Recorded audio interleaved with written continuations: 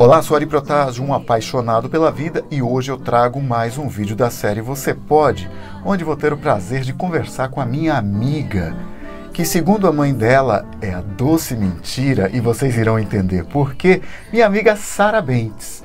Confira esse vídeo, tá recheado de maravilhosas histórias. Mas antes, você que é novo por aqui, se inscreva, e você que já me acompanha, dê aí o seu like, porque de repente, lá no final, você pode esquecer. E esse like, ele é muito importante para que eu consiga continuar gerando conteúdos para você. Gostaria muito de agradecer a generosidade dessa minha amiga, que é escritora, é uma fabulosa cantora, é atriz, já teve experiências no circo, é garçonete. E o que mais? Conta pra mim. Muito obrigado por você estar aqui comigo. Eu agradeço, viu? Uma alegria muito grande. Faz tempo que eu tô querendo, que a gente tá querendo, né? É verdade, mas agora deu certo as agendas, não é? Sim, eu que agradeço. Muito obrigada pela oportunidade. Poxa vida, mas e aí, esqueci alguma coisa? Esqueceu não. Não?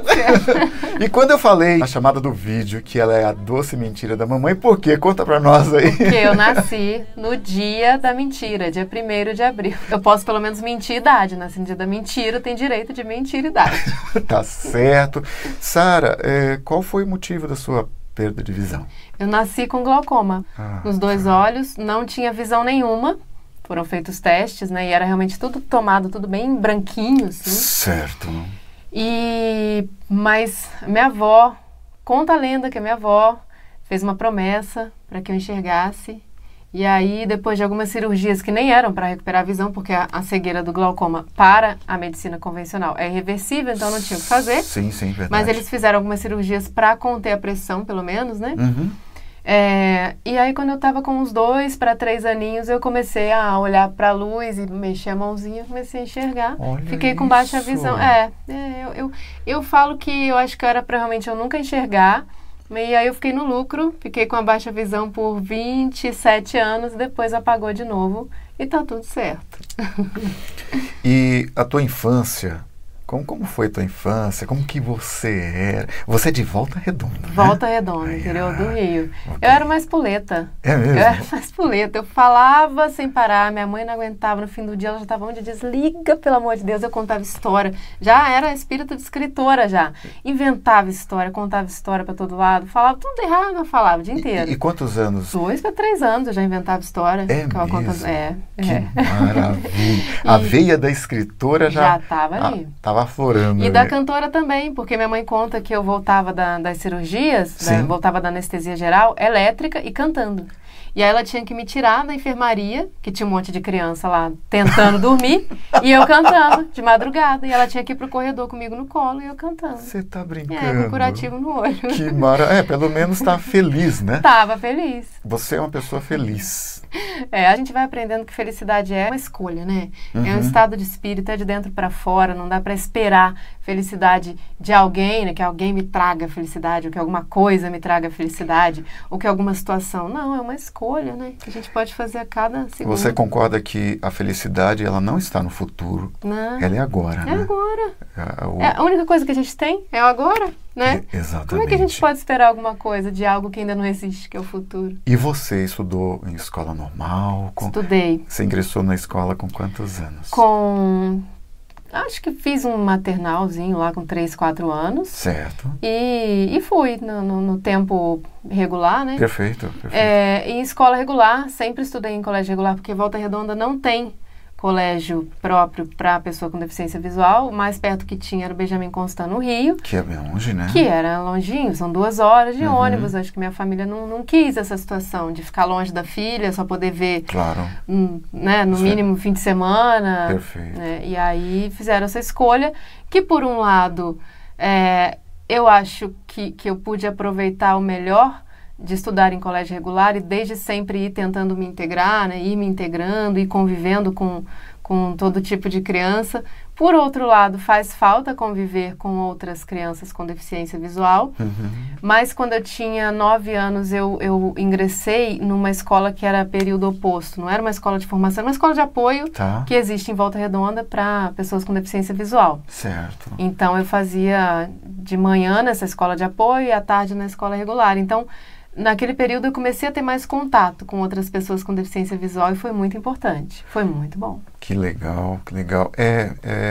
Eu posso dizer para você que é muito válido estudar em escola regular, porque a escola especializada, ela acaba te deixando numa situação uma zona de conforto. Uma zona de conforto. Né? Eu falo porque eu passei por essa situação, não me arrependo, jamais foi bom, mas eu tenho certeza que eu não teria passado por tantas dificuldades se eu tivesse estudado numa escola regular. Por outro lado, numa escola regular, eu não tinha nada adaptado para mim. Tá. Então, né? Essa é a grande desvantagem. Sim. Professores sem preparo algum. Né? Não tinha material em braille, até porque recomendaram à minha mãe que eu não fosse alfabetizada em braille para que eu aproveitasse a baixa visão que eu tinha.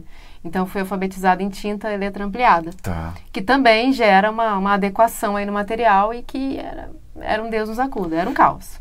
E você tem mais irmãos? Tenho uma irmã mais velha. A Leda. A Leda, muito exatamente. Simpática, Leda. Que não tem deficiência, eu sou a única na família. Ah, tá.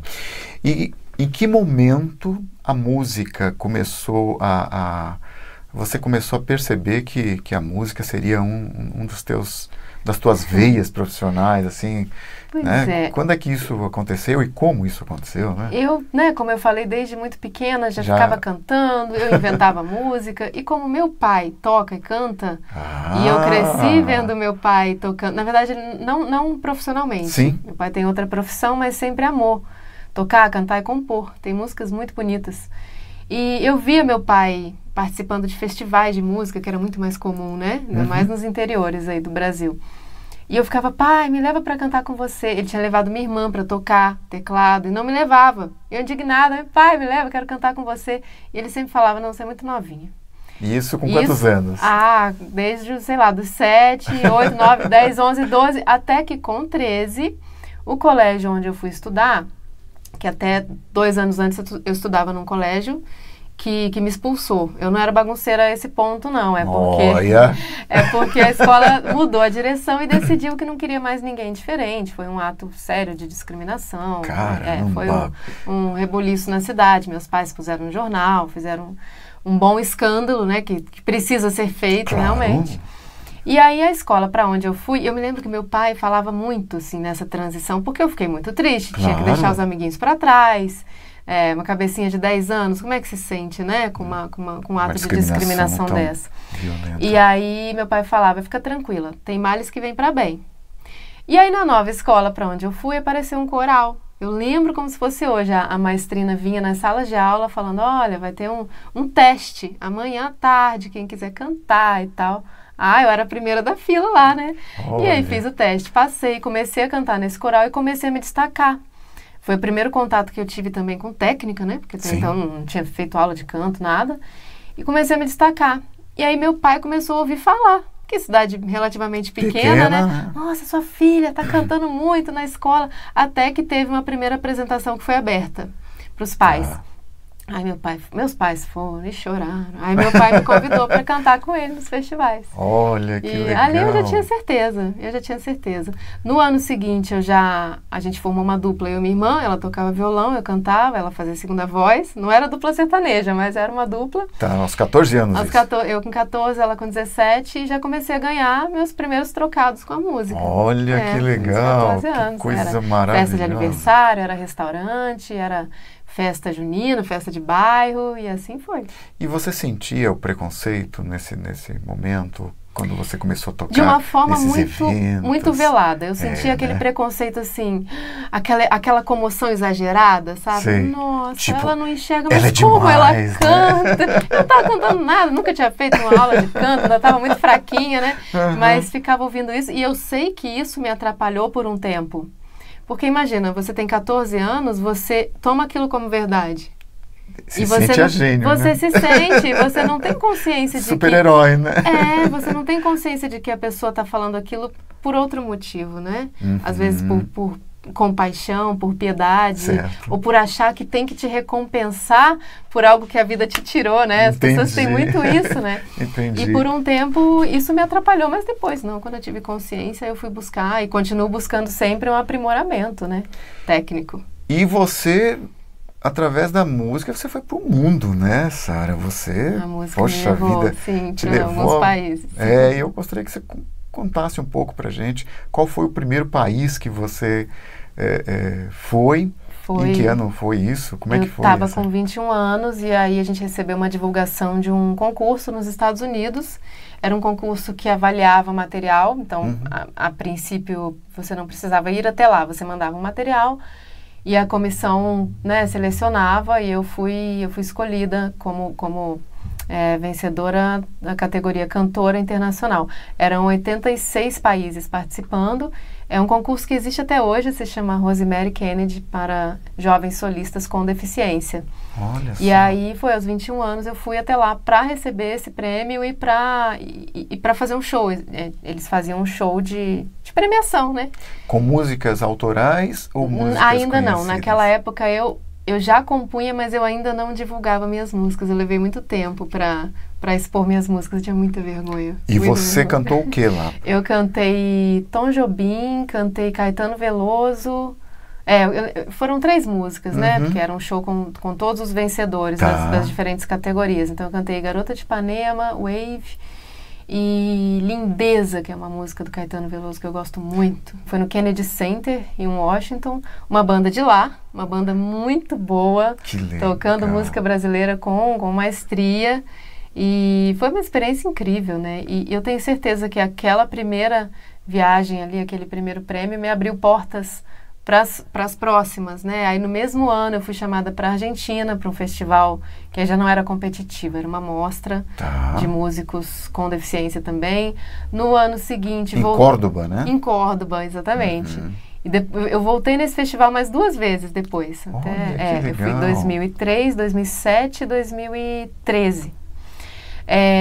No ano seguinte, 2004, chamaram de novo para os Estados Unidos. Aí já estava sendo contratada para cantar num evento do BID, Banco Interamericano de Desenvolvimento. 2005 veio Itália, um convite para a Itália, que também uma mostra de artistas com deficiência. E não eram só mais músicos, eram atores, eram bailarinos de vários países, mas especialmente Itália. Depois veio a Argentina, né? Mais 2 vezes. Depois veio... Você foi para a Suécia? Primeiro veio a Inglaterra, 2014, que aí foi com o circo. Foi uma parceria Brasil e Inglaterra, né? Um circo do Rio de Janeiro, que é o Crescer e Viver, que, com o apoio de uma instituição da Inglaterra, fez o primeiro curso de circo para pessoas com deficiência.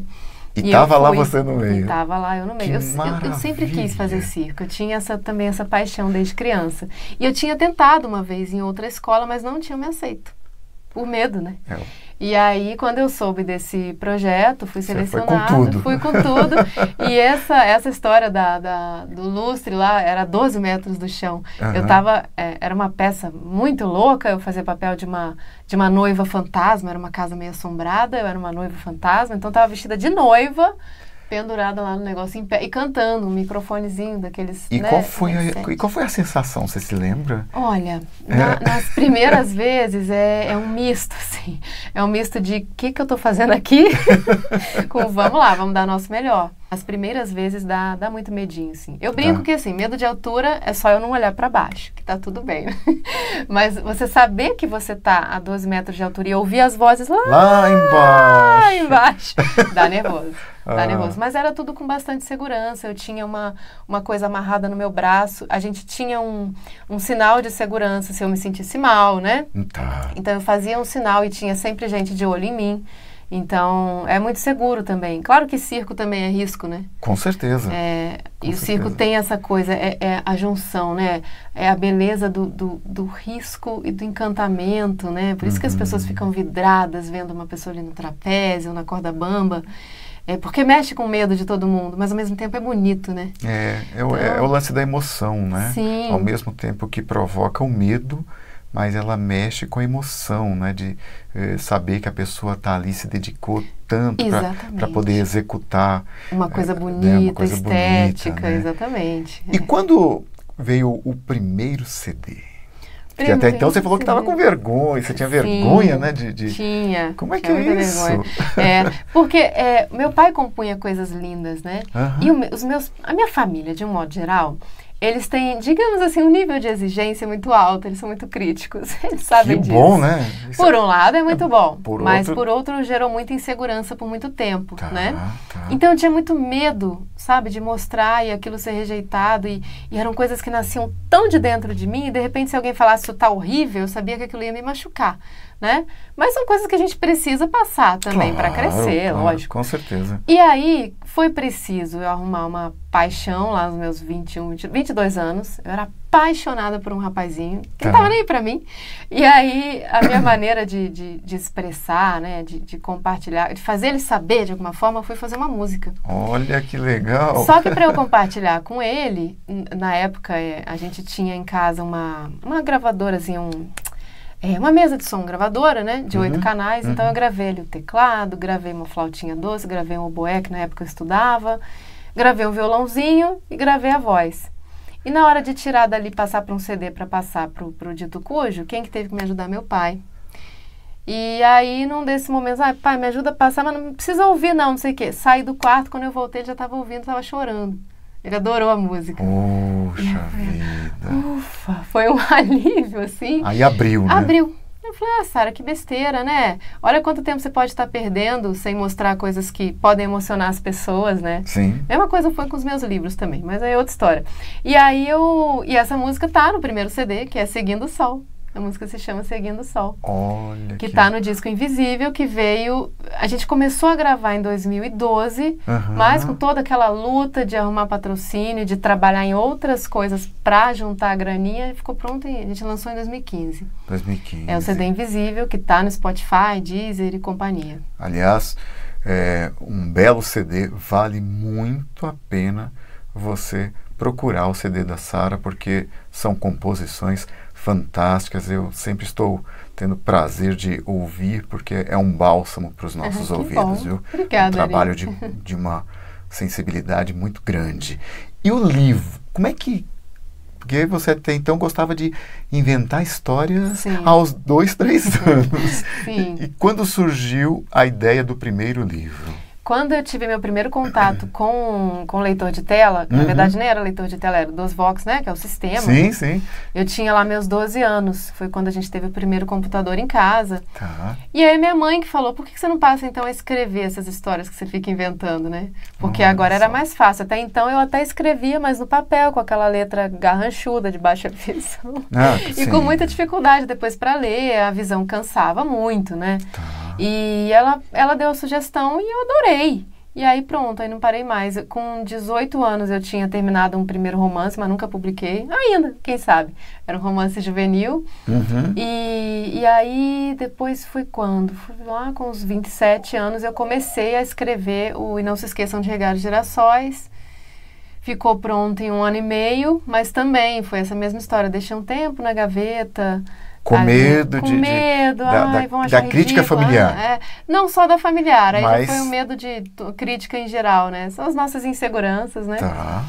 E aí eu não me lembro o que foi o clique, assim, o momento, mas eu falei, gente, vamos fazer então uma leitura teste, né? Antes de lançar, vamos fazer, né? Uma leitura beta, vamos ver o que acontece.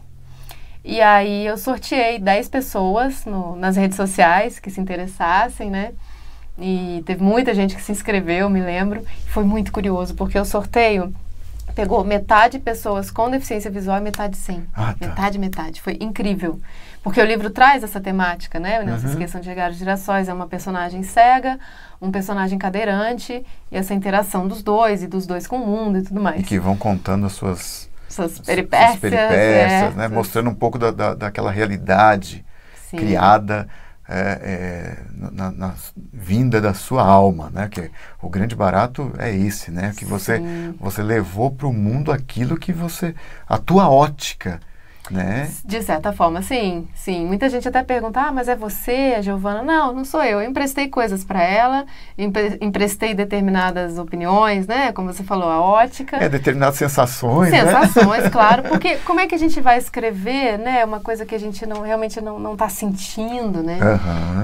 Eu acredito muito nisso, assim, nessa arte feita com muita verdade, né? Na leitura teste, o resultado foi tão legal, levantou tantos debates, foi tão rico, que eu falei a mesma coisa, né? Poxa vida, eu posso estar perdendo muito tempo guardando isso e podendo levar coisas boas para outras pessoas, e foi exatamente o que aconteceu. Eu recebo retornos lindos até hoje, das pessoas falando, nossa, como eu me senti representada, ou como você me ajudou a entender melhor, ou como eu aprendi, né, novas informações com esse livro.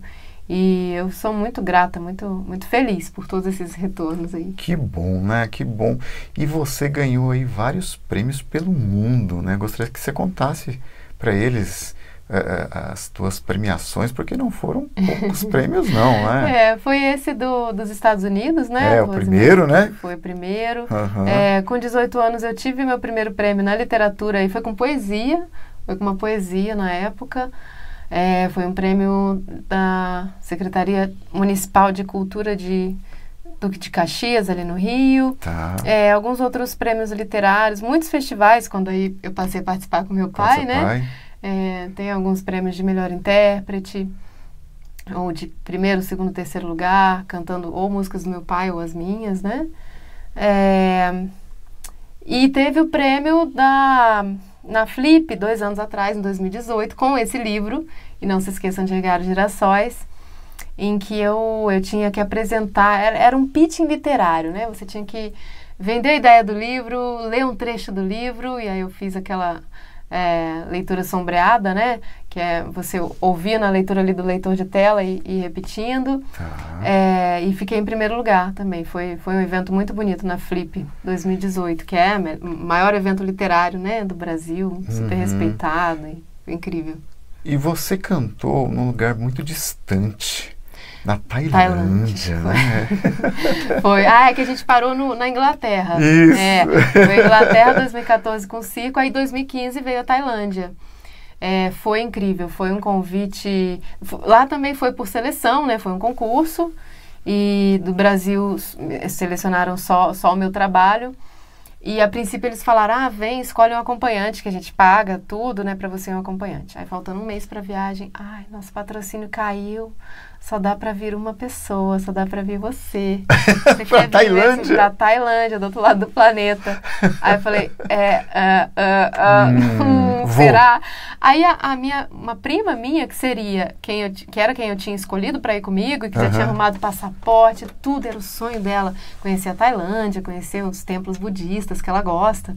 Tá. Aí ela foi a primeira pessoa que falou, Sara, vai, encara essa, leva a nossa música brasileira. Eu falei, gente, eu vou. E aí, claro que eu me precavi, né, eu tomei várias medidas de segurança, peguei contato de tudo que era representação do Brasil na Tailândia, né? Conversei com participantes das outras edições do festival, porque era um festival que já acontecia há alguns anos. Tá. Peguei o contato de um participante daquele mesmo ano que era uma banda sueca, chamada Sem Liga, que eram todos cegos também. Fiz contato com eles antes da viagem, falando, olha, tô indo sozinha, né? E vocês são uma banda, seria legal se a gente tivesse por perto. Eles foram super acolhedores, falaram, não, a gente tá indo com 2 guias, 2 pessoas que enxergam. Poxa, qualquer que legal. coisa, a gente tá com você. E foi quando eu fiz amizade com esses suecos, que por conta disso que eu fui pra Suécia já depois 3 vezes. Foi por conta dessa amizade aí que a gente fez. E na Suécia você teve uma experiência que, aliás, até trouxe para o Brasil. Gostaria que você contasse sobre isso. Sim, pois é, exatamente. aliás, eu tive a honra de receber o convite dela para participar dessa experiência. Conta aí. Exatamente, Um dos líderes dessa banda, né, que eu conheci na Tailândia, ele tem um restaurante no escuro, em Estocolmo, que foi um dos primeiros da Europa a ser feito, né? E ele, já na Tailândia, ele me convidou, vai cantar lá com a gente, no meu restaurante. E aí, 2 anos depois, 2017, eu consegui ir. E aí, depois disso, já fui mais 2 vezes, então fiz belos estágios lá, o máximo que eu fiquei lá foi 5 semanas, né? 1 mês e pouco, aprendendo bastante sobre o funcionamento do restaurante, cantando toda noite lá com eles e servindo também. Cantando e servindo. Não era uma piada quando ele falou da garçonete. Não era uma piada. E aí em 2018, né, trouxe a ideia, a gente montou por um tempo aqui, né, que foi quando eu tive a honra de trabalhar com o Ari Protásio e cantar junto, né, a gente cantava, a gente servia. E depois disso voltei lá também, ano passado, eu estive lá de novo, né? Uhum. Nesse mesmo restaurante, trabalhando mais um pouquinho. E esse ano eles vêm para o Brasil pela primeira vez. Ah, eles vêm para o Brasil? Eles vêm, estamos muito felizes. E eles vão trazer, vai rolar A ideia do restaurante não. Não. Eles vêm para a gente fazer alguns shows, talvez alguns no escuro, alguns no claro. Estamos vendo ainda. Que legal! Poxa, então para Sarah Bendis o mundo é pequeno, né? É pequeno, né? Porque assim, tem que ter coragem, tem que ter atitude. Sim. Né? Porque não é fácil. Não é fácil. Não é fácil, assim. E viajar sozinha como uma mulher, sem enxergar, né? Mulheres viajando sozinhas, né, já relatam as dificuldades que têm, os preconceitos. Imagina quando não se enxerga, né? Mas eu acho que tudo isso, todas essas experiências, né, tanto as mais desafiadoras quanto as mais felizes, tem muito a ensinar pra gente, né? E aí que eu tive a ideia de relatar tudo isso num livro também, que é o livro que está vindo aí, que é o Vem Ver da Minha Janela, porque eu falei, gente, a gente aprende tanto com essas viagens e eu acredito que tudo que a gente aprende não tem que ser só nosso, né? A gente tem que compartilhar. E aí foi quando eu decidi escrever o livro, que engloba essa viagem da Tailândia, a primeira viagem à Suécia e Noruega, que foi na mesma viagem, que é ali do ladinho, é só pegar um trem, tá no outro país. Tá. E a viagem à Turquia, que também foi 2017, que também foi incrível. Também foi um festival tipo da Tailândia, né? Daqui do Brasil fomos eu e o Daniel Ferreira, que é daqui de São Paulo, que é um pintor com a boca e os pés. Ele não tem os braços, ele pinta com a boca e os pés. Ele foi selecionado também para esse mesmo festival. E nesse a gente teve acompanhante. Eu estava com uma acompanhante, ele estava com outro e foi incrível. Turquia também é um país incrível. E você, nesses lugares, você sente que o preconceito é menor? É a mesma coisa? Como é que... Olha, eu tinha uma ilusão de que, por exemplo, na Suécia era tudo perfeito, né? Já estava tudo resolvido. Mas não. O preconceito, a falta de informação é um problema global. É um problema global. Por mais que países, né, considerados mais desenvolvidos como Suécia, Estados Unidos, eles, nessa questão de acessibilidade, inclusão, ainda é uma grande luta também das pessoas com deficiência. A acessibilidade, eles estão anos-luz à nossa frente. Perfeito. Acessibilidade arquitetônica. Mas a consciência das pessoas não é tão fácil assim de mudar. A acessibilidade atitudinal ainda é uma coisa a ser conquistada, né? Entendo. Porque, imagina, foram anos de uma história, de um histórico muito sofrido das pessoas com deficiência, de esconder, né? De compaixão, aí entrou a igreja no meio, né? E fala de castigo e não sei o quê. São muitos anos para a gente derrubar agora quebrar de uma vez paradigma, né? Então leva um tempo mesmo, né? E é uma coisa mundial. Agora, é claro que na Suécia os cegos têm menos coisas a reivindicar do que a gente aqui. Na Suécia, por exemplo, eles não compram bengala. Eles recebem do governo. Poxa. Eles não compram cão-guia. Sabe? Então tem vários direitos já adquiridos, né? Que a gente aqui ainda não tem o básico, né? Eu vejo que o Brasil é um país que o básico ainda não está resolvido. Né? Não tá. Então a gente ainda leva um tempo para chegar lá. Para o povo em geral não tá. Imagina para nós, pessoas com deficiência. Exatamente. Agora, preconceito, né? Eu vi mais preconceito no sentido de superproteção. Esse tipo de preconceito. Tá. Mas atitudes de discriminação nessas ocasiões em que eu visitei esses países, não presenciei, não fui alvo de nenhuma dessas atitudes, mas superproteção ou aquele capacitismo de não acreditar que a gente vai ter condição de fazer certas coisas, isso sim. Tá. Isso sim, encontrei bastante. A falta da credibilidade. Exatamente, ainda, né? Exatamente. Entendi. Você já explicou como é que aconteceu a música, como aconteceu a experiência aí de escritora, mas você também é atriz. Sim. Como é que é isso, menina? Desde criança também eu me encantava muito com televisão, né? Tinha aquela coisa que é de muita criança, né? Quero ser atriz, não sei o quê. Mas quando eu comecei a cantar em público, lá nos 13 anos, no coral da escola, eu comecei a ouvir aquelas cobranças das pessoas que enxergam, né? Ai, você tem que ter presença de palco, tem que melhorar a postura, tem que dançar, tem que aproveitar o espaço, não sei o quê. E para quem nasce com uma deficiência visual, a gente sabe que não funciona assim, simples assim, né? Não, uma com criança certeza que que nasce não. enxergando, ela começa a imitar uma dancinha, um gesto, todo o repertório gestual de uma cultura, né? É pelo mimetismo. E a gente, quando não enxerga, não funciona assim. Tem que ser estimulado, tem que ser de dentro para fora, né? E aí, compreendendo isso, eu falei, bom, se eu não tenho, eu vou tentar buscar. E vamos então para o teatro e para a dança. E aí busquei alguns cursinhos lá na época de teatro. Em Volta Redonda não tinha nada, como ainda não tem nada assim voltado para a pessoa com deficiência visual. Então eu era sempre aquela que me metia nas turmas regulares e falava, e aí, quer me ensinar? Ouvi muitos nãos, muitos professores, mesmo que me aceitassem, eles não sabiam como me ensinar, então era aquela coisa, todo mundo correndo, a Sara não, a Sara fica aqui quietinha, porque tinha medo de eu cair. Essas coisas, né? Que quando a gente também é muito novinho, a gente não tem discernimento ainda para falar, não, olha só, você pode fazer de outro jeito, deixa que eu te ensino, né? Vou te mostrar como me ensinar. Ainda não tinha esse preparo. Agora, eu me meto em qualquer aula aí e vambora. Quando o professor, né, tem um mínimo de abertura, falo, olha, já passei por várias outras aulas de dança, teatro e tal, e existem maneiras de você me ensinar. Topa o desafio, né? E a coisa flui. E eu tô sempre...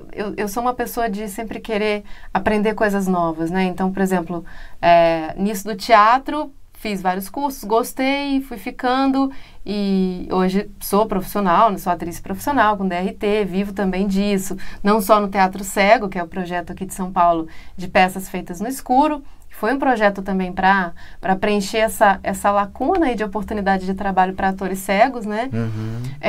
Mas também no teatro convencional. E no mesmo período fui buscar a dança, lá nos 13 anos, também para ganhar um pouco mais de consciência corporal. Tá. E aí passei pelo jazz na época, depois dança do ventre, dança de salão, aí quis fazer balé, fiz balé, dança contemporânea. Agora eu tô fazendo danças urbanas e tô amando. A essa altura do campeonato, aprendendo mais uma dança nova aí e tô gostando muito. Quando a gente não tem consciência corporal e não se percebe em determinadas posturas, essas posturas podem ser muito prejudiciais mesmo para a coluna, enfim, para a saúde, até para a socialização, né? Porque às vezes tem certas posturas que não favorecem nem muita comunicação, né? Aquelas pessoas que chegam muito com a cabeça baixa, né? E aí, como é que faz? Né? Para conversar com essas pessoas, enfim, as pessoas que enxergam sentem falta de olhar o rosto do outro, né? Mesmo sabendo que o outro não está te vendo, mas faz parte da nossa cultura. O mundo é visual. A gente tem que, é um equilíbrio que a gente tem que encontrar. Eu acredito assim, eu já passei muito por ser cobrada para me comportar como uma pessoa vidente, até porque no começo era baixa visão e o baixa visão está sempre num limbo. Ele não é nem cego nem vidente, em cima né? do muro tá ali, em cima né? do muro. E aí existe uma cobrança, né, de se comportar como vidente o tempo todo e tal. E depois eu fui entendendo que eu não tenho que aceitar. Eu não tenho que aceitar essa cobrança. Eu não tenho que me comportar como uma pessoa que enxerga porque eu não enxergo. Então tem comportamentos, tem posturas, tem maneiras de mexer a cabeça ou de olhar que são minhas, e não importa se eu estou fazendo diferente da maioria. É teu, né? Mas é importante também eu saber que eu vivo num mundo visual, ainda mais agora com rede social, tem uma exposição, né? Se você não, entre aspas, não se adequa a uma certa estética também, você não entra no mercado, né? Entendi. Então, a gente tem que observar todos esses pontos aí. Nem sempre é fácil. Como a gente estava falando antes de vir para cá, né? A gente que é artista independente, a gente tem que cuidar das nossas redes sociais. Ou pagar uma baba para alguém cuidar e muitas vezes não fazer direito. Mas, enfim. E como é que a gente faz para decidir qual foto que está melhor para postar? Como é que a gente faz para decidir, né, será que esse brinco fica legal no vídeo? Será que esse cabelo? Né? Então, não é fácil também, é um desafio a mais para quem trabalha com rede social e tem uma deficiência visual, né? Tem toda uma galera, os youtubers como você, né? Muita gente agora com deficiência visual no YouTube, editando vídeo, isso é o máximo, é um movimento muito legal. Mas ainda é um desafio, né? Vai ser sempre um desafio para a gente. Não tenha né? dúvida. Tenha dúvida porque é um mundo que para quem não está vendo, você tem que acreditar. na opinião do outro. Exatamente, confiar. Né? Isso é um exercício, né? Tão difícil às vezes. Muito. Porque aí chega alguém da sua família, né? Sua esposa, não, isso aqui tá bom. Aí vem sua mãe, não, isso aqui não tá bom. E aí como é que você vai equilibrar as coisas? Você fica ali no meio, né? Você fala, pô, e aí? E, pois é. Onde tá, né? Onde que tá o bom? Eu confio nas duas pessoas, mas e agora? Né? Exatamente. Não é fácil. Como que o nosso telespectador te acha? Sim, eu tô no Facebook como Sara Bentes Oficial, é a página, é só curtir. No Instagram, @SaraBentesOficial.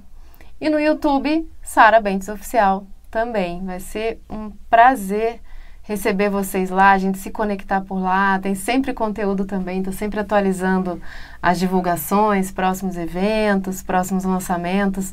Vem clipe, música nova por aí também, em breve. Vem o livro novo, que vai ser lançado em formato impresso e e-book digital acessível, claro, também. E vai ser um prazer me conectar com vocês por lá. Espero vocês. A tua história de vida é uma história inspiradora, porque uma pessoa faz tanta coisa, fez tantas coisas, irá fazer muitas coisas ainda, né? Você está lançando um novo livro. Sim. Não é? E como é que está? Já temos uma data aí para o lançamento? Aqui em São Paulo ainda não temos data. Temos uma data para Volta Redonda, que é a minha cidade, que é 24 de abril. Ok. E estamos planejando para Rio e São Paulo, né? Certo. Assim que tiver data, vou divulgar nas minhas redes sociais também. Mas já estou muito feliz, assim. A gente fez um financiamento coletivo para esse livro. Foi a primeira vez que eu fiz. Fiquei muito surpresa, muito positivamente surpresa com o resultado. Em 15 dias a gente chegou na primeira meta. Um mês depois chegamos na segunda. E já está indo para a terceira. Tá quase na terceira. Que maravilha, que então, maravilha. Então, assim, vai acontecer. Vai acontecer. Já quando chegou na primeira meta, a gente já sabia que ia acontecer. O livro vai acontecer. Na verdade, o livro já está escrito. Já está, né? Agora está na fase final de capa, diagramação, tudo isso aí. Eu queria que você deixasse uma mensagem. Bom, antes da mensagem, queria muito te agradecer mais uma vez, Ani, e a Adriana também, que está nos bastidores. Está ali na captação, né? Muito obrigada mesmo. É sempre uma felicidade a gente poder compartilhar a experiência, sobretudo, né? Não só falar do trabalho, mas compartilhar a experiência. E a mensagem que eu deixo é que a gente não espere muito dos outros, né? A gente tem muitos discursos, assim, de reivindicar o que é correto, mas a gente tem muito discurso de reclamar também, né? Porque são coisas diferentes, reivindicar e reclamar, né? Então, reclamar, seja do governo, isso é do brasileiro, não estou falando só de pessoas com deficiência, né? Mas reclamar do governo, reclamar disso, reclamar daquilo, e do tempo, e da saúde. Mas espera aí, e o que eu posso fazer? Em relação, por exemplo, à corrupção, à ética, né? O que eu posso fazer para melhorar a minha conduta?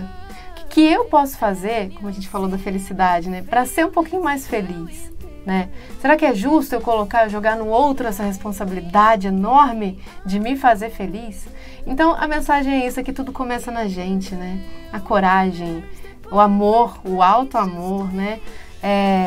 A autoconfiança começa na gente, é de dentro para fora. Então, que a gente busque muito mais, desperte muito mais aí de dentro, e para que a gente se relacione de uma forma cada vez melhor com o que está lá fora. Essa é a minha mensagem. Muitíssimo obrigado. Eu que agradeço. Realmente, você é uma pessoa que enriquece com tanta experiência, com tanta alegria, com tanta vontade, com tantas coisas realizadas.